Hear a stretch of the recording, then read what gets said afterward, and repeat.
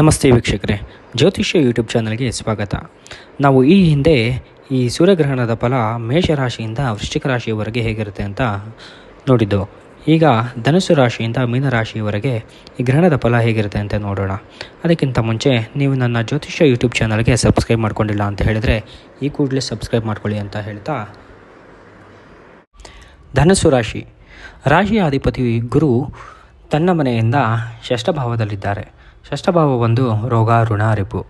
ಆದ್ದರಿಂದ ಈ ರಾಶಿಯವರಿಗೆ ಸ್ವಲ್ಪ ಕೆಲವು ದಿನಗಳ ಕಾಲ ರೋಗ ಹಾಗೂ ಸ್ವಲ್ಪ ಆರೋಗ್ಯದ ಬಗ್ಗೆ ತೊಂದರೆ ಇರುತ್ತೆ.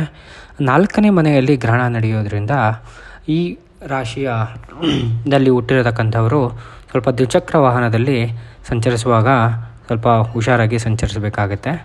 ಮತ್ತು ತಮ್ಮ ತಾಯಿಯ ಆರೋಗ್ಯದಲ್ಲಿ ಸ್ವಲ್ಪ ಏರುಪೇರು ಇರುತ್ತೆ. ಹಾಗಾಗಿ ತಮ್ಮ ತಾಯಿಯ ಆರೋಗ್ಯದ ಬಗ್ಗೆ ಸ್ವಲ್ಪ ಗಮನವಿರಬೇಕು.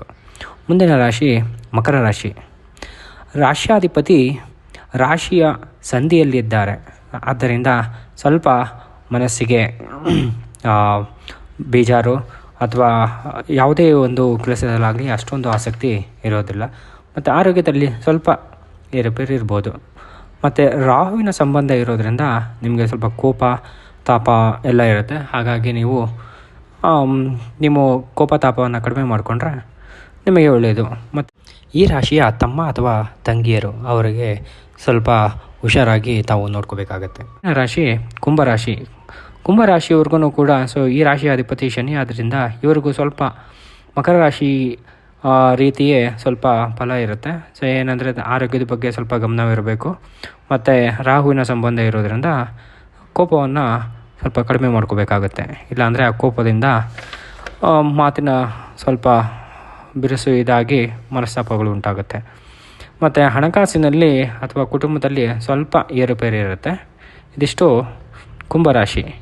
ಮುಂದಿನ ರಾಶಿ ಮೀನರಾಶಿ. ರಾಶಿಯಲ್ಲೇ ಗ್ರಹಣ ಇರೋದರಿಂದ ಈ ರಾಶಿಯವರಿಗೆ ಆರೋಗ್ಯದ ಮೇಲೆ ಸ್ವಲ್ಪ ತೊಂದರೆ ಇರುತ್ತೆ. ಹಾಗಾಗಿ ಆರೋಗ್ಯದ ಬಗ್ಗೆ ಗಮನವಿರಬೇಕು. ಮತ್ತು ಈ ರಾಶಿಯವರು ಕೂಡ ದ್ವಿಚಕ್ರ ವಾಹನದಲ್ಲಿ ಸಂಚರಿಸುವಾಗ ಸ್ವಲ್ಪ ಹುಷಾರಾಗಿ ಸಂಚರಿಸಬೇಕಾಗತ್ತೆ. ಈ ರಾಶಿಯಲ್ಲಿರೋರು ತಾಯಿಯ ಬಗ್ಗೆ ಸ್ವಲ್ಪ ಗಮನವಿರಬೇಕು. ತಾಯಿಯವ್ರಿಗೂ ಸ್ವಲ್ಪ ಕೋಪ ಬರುತ್ತೆ. ಆದ್ದರಿಂದ ನಿಮ್ಮ ತಾಯಿಯ ಜೊತೆ ನೀವು ಮಾತಾಡಬೇಕಾದ್ರೆ ಸ್ವಲ್ಪ ಸಮಾಧಾನವಾಗಿ ಅನುಸರಿಸ್ಕೊಂಡು ನೀವು ಮಾತಾಡ್ಕೊಂಡು ಹೋಗಬೇಕಾಗತ್ತೆ. ಮತ್ತು ದಾಂಪತ್ಯದಲ್ಲಿ ಸ್ವಲ್ಪ ಏರುಪೇರು ಕೂಡ ಇರುತ್ತೆ. ಇದಿಷ್ಟು ಮೀನರಾಶಿ. ಇದಿಷ್ಟು ಮೇಷರಾಶಿಯಿಂದ ಮೀನರಾಶಿಯವರೆಗೆ ಸಿಗುವಂಥ ಫಲಗಳು ಈ ಸೂರ್ಯಗ್ರಹಣದಿಂದ. ಮುಂದೆ ಈ ಶನಿಯು ತನ್ನ ಮನೆಯನ್ನು ಬದಲಿಸಿದ್ದಾರೆ. ಈ ಯುಗಾದಿಯ ಹಿಂದಿನ ದಿನ ತನ್ನ ಮನೆಯನ್ನು ಕುಂಭರಾಶಿಯಿಂದ ಮೀನರಾಶಿಗೆ ಬದಲಿಸಿದ್ದಾರೆ. ಇದರ ಬಗ್ಗೆ ನಾನು ಮುಂದಿನ ಸಂಚಿಕೆಯನ್ನು ಮಾಡುತ್ತೇನೆ. ಹಾಗೆಯೇ ಗುರುವು ಮತ್ತು ರಾಹು ಕೇತುಗಳು ತಮ್ಮ ಮನೆಯನ್ನು ಇನ್ನು 1.5 to 3 ತಿಂಗಳೊಳಗಡೆ ಅವರು ತನ್ನ ಮನೆಯನ್ನು ಬದಲಿಸುತ್ತಿದ್ದಾರೆ. ಇದರ ಬಗ್ಗೆಯೂ ನಾನು ಮುಂದೆ ಒಂದು ಸಂಚಿಕೆಯನ್ನು ಮಾಡ್ತೀನಿ. ಅಲ್ಲಿವರೆಗೂ ಕಾಯ್ತಾರಿ.